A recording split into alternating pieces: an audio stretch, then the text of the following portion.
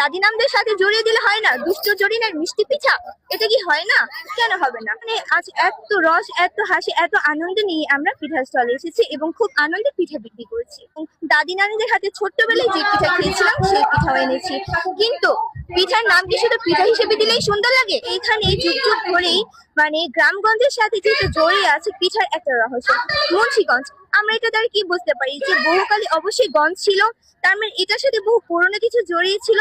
তাই আমরা এই আধুনিকতার সাথে কিছু জড়িয়ে নিতেই আমরা ভাবলাম কেমন আমরা খাদ্যের সাথে আধুনিকতা জড়িয়ে নিই। তাই আমরা এখানে বিভিন্ন পিঠার উৎসব করেছি এবং বিভিন্ন পিঠার মেলাও হয়েছে। আর এইখানে আমরা বিভিন্ন ধরনের আনকমন পিঠা এনেছি এবং পাহাড়ি এবং দাদি নানিদের হাতে ছোট্টবেলায় যে পিঠা খেয়েছিলাম সেই পিঠাও এনেছি। যেমন হচ্ছে মালপোয়া পিঠা, আর এটা হচ্ছে মুগশালা পিঠা, পাটিসাপটা পিঠা, এটা হচ্ছে পাটিসাপটা গোলাপি, তারপর হচ্ছে বাঁশের পিঠা, জামাই পিঠা, বিভিন্ন ধরনের পিঠা রয়েছে। অনেক ভালো লাগতেছে, এত সুন্দর একটা আয়োজন করছে তার জন্য অনেক সুন্দর লাগতেছে। অনেক পিঠাই টেস্ট করা হয়েছে, অনেক মজা, অনেক ভালো হয়েছে, আয়োজন খুব ভালো হয়েছে। দুধমালাই পিঠা খাইছি, জামাই পিঠা খাইছি, এই দুটোই খাইছি।